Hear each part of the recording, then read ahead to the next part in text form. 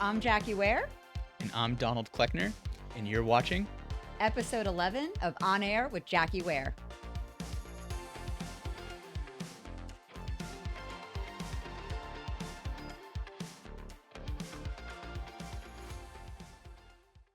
Welcome to On Air with Jackie Ware. Today, I'm joined by Donald Kleckner, founder of Street Digital, to explore the impact of AI on SEO and generative engine optimization.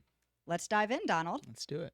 All right, let's get a little background on you. So, what initially drew you to the multifamily industry? Oh man. Probably like most of us, I kind of stumbled into it. I wanted to go into sports marketing coming out of college, and Oh, like that most, tracks. yeah, like most, yeah, most young guys coming out of college, and I ended up stumbling into an interview with Greystar of all things. Had no idea what multifamily was, and here I am. The rest is history. Wow, what did you start in? I was in the corporate marketing office. I was a marketing coordinator for Greystar, kind of supporting the Southeast. Okay, so Yeah. you've always been in the marketing piece. Always been in marketing. I avoided, I don't know if it's good or bad. Never worked on site. So I feel like it's somewhat of a rite of passage in this You industry, do. but It I really know, it gives I you know, your it is your rite of I know. passage. So maybe, I don't know. I'll boomerang, come back around later on in the world. Well, that's great. So, what was your tell us about what led you to the path you're on today? Yeah. Again, I was extremely fortunate, I think, to have really good bosses, really good mentors and leaders. Mhm. That started at Greystar. It extended when I went to Pinnacle at the time, now Cushman and Wakefield, and then most recently, prior to starting Street Digital, I was the national marketing director at ZRS Management. So I very fortunate to have that trajectory and to work with really good mentors through each of those kind of stages. And then with ZRS specifically, we were small enough but big enough to bring in the services that Street Digital offers today in-house. So we Okay. started an in-house agency while I was there. It was a really wonderful opportunity for me to kind of get that entrepreneurial itch and get that Yeah. experience with the safety net of a paid salary. And then, for lack of better terms, saw an opportunity to take what I had learned from my Greystar days, from my Pinnacle days, and obviously ZRS, and ideally apply that to Street Digital and to any property that we work with within the industry. I love that. And I think that's what's so wonderful about our industry is that it can, you know, get you to the next level. For sure. So many people, we really find that at Pegasus. We want people to find who they really are, and we want to help them get to Yep. where they want to go. So, from when you started to today, what aspects of the industry did you find most exciting or appealing, and how has that changed? Yeah, I think ZRS specifically, my time there, that was a unique opportunity to again bring those services in house and have an entrepreneurial opportunity. We Hmm. created a business within a business, for lack of better terms, and we saw wonderful opportunities for efficiencies and things of that nature to really align the operational side of the industry with the marketing side, which I Hmm. feel even to this day is still a little bit segmented, and we at Street Digital are looking to streamline that, to kind of intermingle the operational side with the marketing side and have them work a little bit more in tandem. So I think that has really intrigued me, and that's really been the focus of ours at Street Digital, working closely with our clients, working with our partners, making sure that our digital strategies are aligning with what is needed from an operation standpoint, or what's happening on site that's impacting digital, what's happening on digital that can help impact on site to really optimize property performance. I love that because you're right. There is a little bit of a an imbalance between the two, Mhm. right? And I think that really made the big change when we went so from paper. We used to Sure. have all of our magazines, and then we went. Everything is digital Yeah, now, and I think that it took the human element out. And I love that you guys are adding that back in. for sure. So let's kind of get for understanding the shift for people because I was just at a conference, this past week, and everything was about AI. Hmm. So I'm really excited to kind of dive into this and explore an expert's point of view on how things are really changing and what we can be prepared for. So with the generative engine optimization, it's a It mouthful, is. and how it impacts AI search as it's a buzzword these days. How did you define GEO, and how does it differ from traditional SEO? Sure. I think there's a lot of similarities. I'll start there. AI is a buzzword, as you mentioned, and I think it can mean a lot of different things to many different people depending on its use case. On our side, with our responsibilities of driving traffic to the property websites, to driving traffic to the properties from a leads perspective, there's a lot of similarities there. Best practices in terms of local listing management, local directory listing management across all of the different directories across your online platforms. Naturally, your schema markup for your property websites needs to be consistent. All the best practices that we've always talked about within SEO, are very much reflected in the need for AI search. Okay, we're talking ChatGPT, talking Claude, and all the different platforms that are quickly emerging in that space. I think the biggest change that we will start to see, and it's very early, we're at the top of the first inning, I would argue. Mm-hmm. And I'm not saying it's 9 innings in terms of the game, it's going to be ever flowing. Naturally, what we're seeing in terms of AI search right now and GEO or Generative Engine Optimization is more conversational searches. What we see on the paid search side, or even in the organic search side within Google, is very much we see some long tail search queries, but a lot of it is, apartments for rent near me, luxury apartments for rent near me, a little bit more generic. On the conversational side, or within the GEO space or generative search engines, we're seeing that to be more conversational, more long tail search queries like, show me the best apartment with concierge along the Beltline in Atlanta. Okay, that's much more long-winded search. We need to accommodate for that in multiple ways. Some of that's already being accomplished through historic SEO services, but at the same time too, it creates a wonderful opportunity to adapt and to evolve your strategies so that you can really accomplish what you're looking to in terms of online presence for GEO searches. And I feel like you're collecting so much more data. If you're getting a longer question or more of a conversation, there's a lot more detail into what was important to that search, to that prospect looking for the apartment. For sure. I love that. I mean, I think that's going to be a benefit to all of us. I agreed. Yeah. What signals or factors do you think matter most to generative AI tools when surfacing content? Again, a lot of it's similar, and it's still very early, especially within multifamily. And I specifically mean this as it pertains to online search volume. Okay. A lot of what we're seeing so far, in terms of the kind of the doom and gloom that comes with AI is taking over everything, and SEO is dead, is a lot of the hype or headlines that you'll see within the industry. Very dramatic. It's very dramatic. Yeah. We're all losing our jobs, all of this stuff. I mean, you can read all of that. We're not necessarily seeing that in the data just yet as it pertains to multifamily. So is it coming? 100%. Should we be preparing for it? Absolutely. Are we doing that accordingly on our side within our SEO or GEO services? Absolutely too. But in terms of that referral traffic that's taking people from their generative engine search to a property website via citations or whatever is being served up in that prompt, we're not necessarily seeing it just yet. Some of you all, if you're looking at Google Analytics and you're starting to see where that traffic's coming from, you may start to see some ChatGPT referral traffic in there. But again, it's still super, super early. What we should start to expect to see in the months and certainly years to come is some more of that referral traffic. Google is making some announcements. They just did so recently at their annual event about 3 weeks ago. I mentioned ChatGPT starting to send some referral traffic there too. So again, it's happening. It's not quite there, but I think it's appropriate that we prepare accordingly so that when you start to see that referral traffic, that you have strong online presence to get people who are using those engines over to you. Okay. So with that, how do you see the consumer search behavior changing? I know you mentioned that, people are now giving us more of a conversation. Do you see the behavior changing anything different than that? Yeah, again, I think that kind of goes back to that more like long tail, long form search query. It's the less generic apartments for rent near me, brand new apartments for rent near me, et cetera.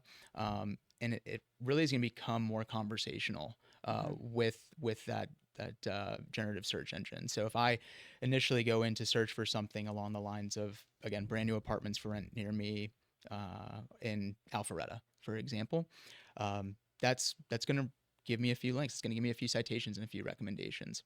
From there, I'm almost kind of working with an unofficial AI agent, leasing agent that is, right? It's not necessarily somebody who's reflective of Pegasus or any property management company, but I should be able to ask them conversations and conversational questions. What's your pet policy? When can I move in? Things of that nature. Some of that's not fully baked out yet, because pricing and availability is really the crux of our industry and why somebody decides to move somewhere. Hmm. So again, the property website is still going to be the core of that information. But that back and forth exchange of wanting to know additional information after that initial search, I think becomes a wonderful opportunity for your property websites to be able to answer those questions very readily and available. That's. I think we're going to know so much more about what people are looking for Hmm. before they even come. For sure. I think that's going to be so insightful Yeah. for our teams and everybody. So, how should marketing teams today balance their efforts between traditional PPC and strategies that go towards GEO? Yeah. It's a great question, and we're monitoring this very closely on our side. PPC is one of the core, if not the core offering that we provide at Street Digital. It's the main traffic generator that we see for property websites to this day. Google is very much incentivized to maintain that. Hmm. Okay, even though you're seeing some of these other search generative engines emerging and people are starting to use them, Google's still 90% of the search volume that's out there, especially within multifamily. So I think it presents a wonderful opportunity to continue to do what you're doing within reason, always constantly evolving within the Google and the PPC space. But on the more GEO side, it's preparing your websites for more of those conversational questions. Okay, so historically, it's always been blog content and things of that nature from an SEO side, keeping your content relevant, Hmm. and some more of the technical stuff. But we'll assume the technical stuff is kind of taken care of. I think now it presents a wonderful opportunity for more conversational FAQ type pages and Okay. content on your websites, so that if I go to uh, ChatGPT or any online search generative platform and ask it, which apartment building is closest to the Beltline at a one bedroom for 900 square feet. Being able to have the content on your website to answer those more long form questions that are very different from the searches we see for PPC or for more organic online searches on Google, that's going to be a wonderful opportunity for your property websites and for your strategy as well going into the GEO space. When should we start doing that? Are you saying it's now? Start getting Yeah. that going right now? Yeah, I think the time is now. I don't think that if you haven't started that yet, are you up the creek without a paddle? I don't think that's the case. But the time is now is where we're starting to see a wonderful level of opportunity. It's still very early in multifamily. Hmm. Going back to some of those doom and gloom headlines that you may have come across, and the impact that search generative engines are having on website traffic as a whole, it's it hasn't really hit our industry just yet. And that's because, again, going back to the see it, touch it, feel it component of real estate, you need to see where you're going to live. People want to see the photo gallery. They need to see pricing and availability. So that's why the property website is still the core of where that's Still relevant. being done. Yeah. But at the same time too, as we continue to see search engine optimization kind of shift over a little bit more into the ChatGPT realms, the Claudes, et cetera, that FAQ type conversational content on your websites is a wonderful opportunity to get ahead of the game as that continues to emerge. Have you seen anything with, like you mentioned, Google being Mhm. 90% of still the search? Mhm. Have you seen any of that die off? Is it dropping at all? So it is. There's an asterisk here. Has it dropped? It just dropped in terms of Apple Safari searches back in April. That was the first time, April 2025, where Google was reporting a drop in search volume. Okay. Okay, that search volume as a whole. Okay, that's not unique to multifamily. Yeah. Yeah. Good Okay, point. so that's where we kind of joke, I think, in our space in our industry that multifamily is not necessarily the quickest to adopt certain technologies, We're right? not. Yes. And in this sense, I think that's okay because we're not necessarily seeing the user behavior emerge the way that we're seeing it in other industries. Hmm. That being said, time is now. It's a wonderful opportunity to get ahead of the game so that as user behavior more than likely continues to transition over to those other platforms, that your properties are well prepared to handle that and ideally rank higher than some of the other property websites and or ILSs that are out there in the space. Okay. So, what tools or frameworks are you using to track GEO Yeah. performance, if Yep. any? Yeah. So how are you tracking it? So it's really interesting. I mentioned Google, they host an annual event very similar to what we're kind of all used to seeing with Apple and the latest iPhone and things of that nature. So they just held Google Marketing Live about 3 weeks ago now, and that was included a number of different announcements, a lot of which naturally pertaining to AI.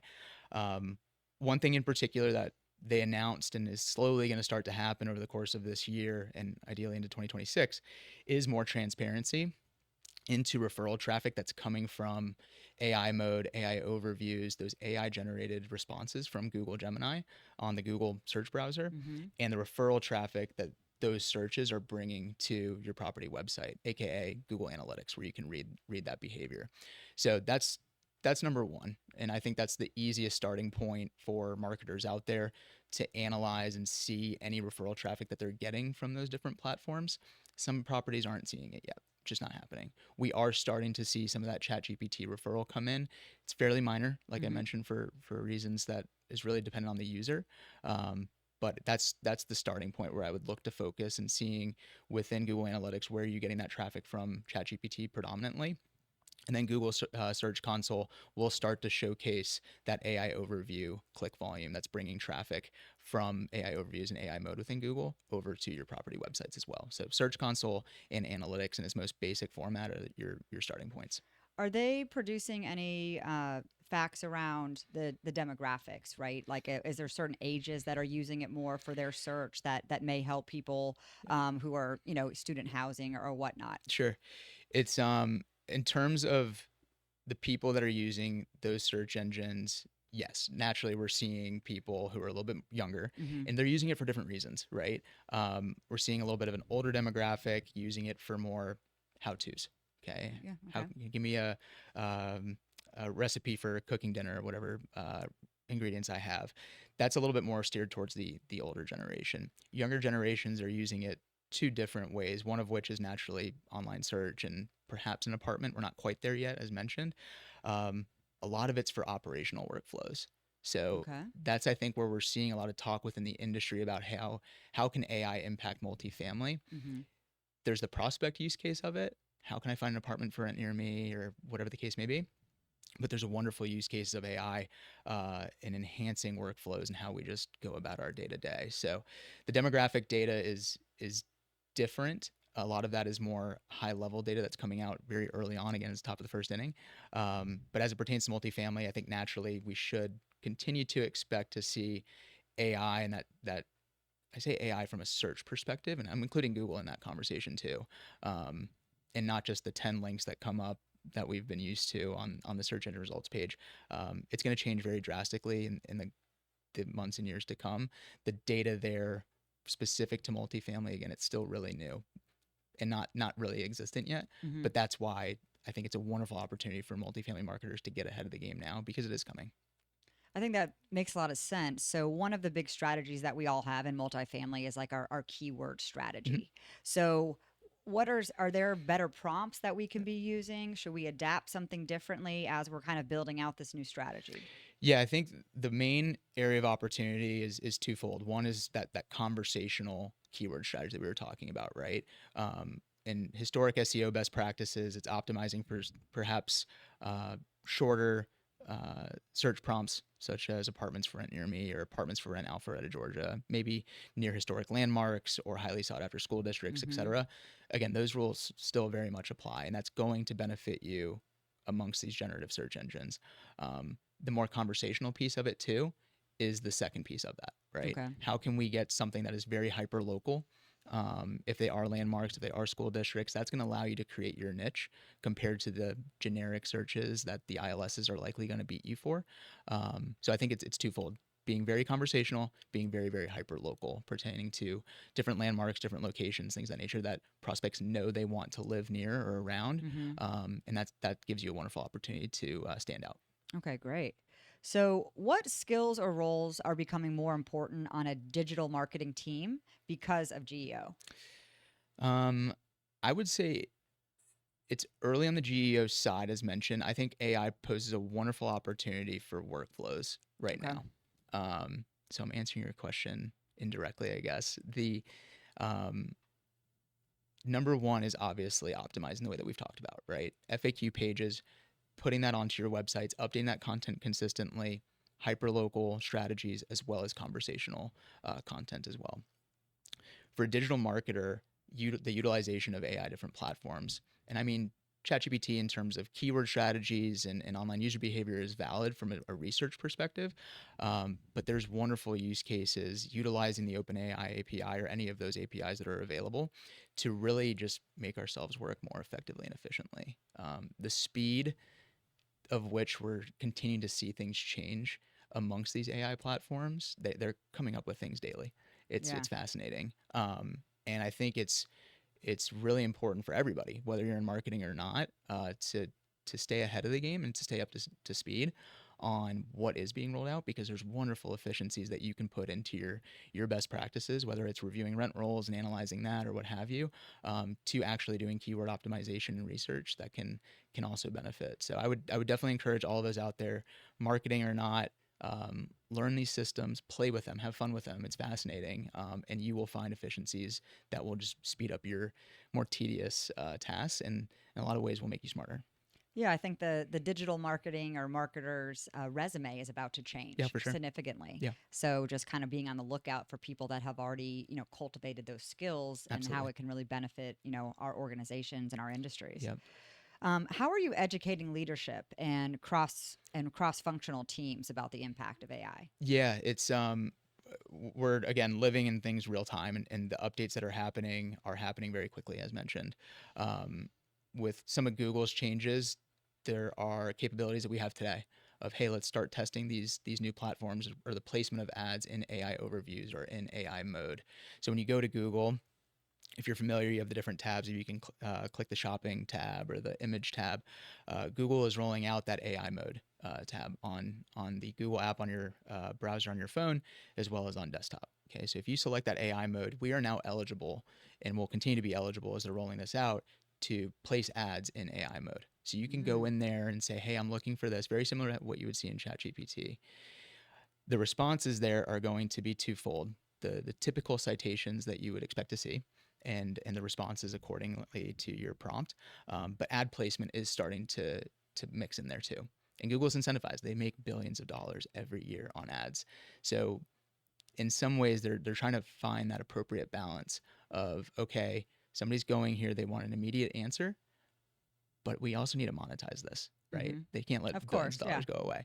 So they're trying to tastefully drop in that ad placement into AI mode, into AI overviews that are at the top of your Google response as well, to provide a good user experience. But at the end of the day, to monetize it as well. And I think that we'll continue to see the emergence of that. And we'll continue to be able to track that better and better. Right now, we can't track it because of the way that Google's limiting that, I think, initially. But we should expect to see that very soon, too. Interesting. Yeah. So I will be able to one day put what's the best property management company, and I should see Pegasus come up Yeah, if I. maybe if you pay a premium. Yeah. Yeah, for sure. For sure. So what do you think the future of branded content looks like when AI is, the interface? Yeah, I think it is. There's a wonderful emergence in the video space too. There's some debate as to whether or not video content impacts anything on the GEO side right now. Okay. I would expect that to continue um, to play a prominent role and emerge there as well. But again, kind of going back to the speed of things, I think the branded content side and the appropriate use of AI. I'm not saying go all in. I think it's a balance in terms of the human touch, or putting the uh, human icing on the AI cake, so to speak, of pushing content on a regular basis. But you have a huge leg up where copywriters and things of that nature who were manually creating content in the past, again, speed kills. Speed is a good Wow. thing, and Yeah. now they have this wonderful resource at their fingertips to create more branded content from a keyword standpoint, from a content standpoint, but video as well. I think it creates wonderful opportunities for brand content teams to create content without having to drive to all these different properties on a daily basis and do photo shoots and things of that nature. You're going to be able to, you're already able to be very creative with content that you have, and utilizing these AI video and photo platforms to create really strong branded content. So both related to search and keyword strategy, but also created to branded content as well. Wonderful. So, final question here. Okay. What is your biggest prediction Oh man. or warning Okay. for digital marketing leaders navigating this shift? Because it is a big shift. Yeah. I hope I'm not wrong if we look back on this one day. I think that there is a wonderful opportunity at hand right now. I think there is a lot of scare tactics that are happening because this new technology, which is incredibly powerful and will continue to get more powerful, is going to take everybody's jobs. Will some jobs go away? 100%. Did computers take jobs away when they came up? Yes, they did. But I think most importantly, the generative engines that are out there, the technology and the pace and how rapid things are changing in the space presents a wonderful opportunity for marketers and presents a wonderful opportunity for operators too. So for marketing specifically, I think a lot of these main platforms, I'll use Google as the main example, they're still trying to find their way. They're still trying to find this balance of how can we give the results and the responses to these long tail search queries that people, ChatGPT is kind of the main brand right now that people, oh, ChatGPT, that's ChatGPT. Well, Google wants to maintain that dominance in online search. So they're trying to find that balance of how can we keep up and keep Google that household name of online search volume, whether it's generative or not, but also monetize that as mentioned. So I think there for marketers, it's keeping an eye on ad placement and how things are getting sprinkled into AI overviews, AI mode. You're seeing a lot of AI capabilities on the back end too within Google Ads, where in some ways Google, you're kind of trusting the machine and you're going to see how that prospect journey can go from a display ad to a generative search ad to a PPC ad in its native form currently, and whatever that prospect journey is, all those different touch points.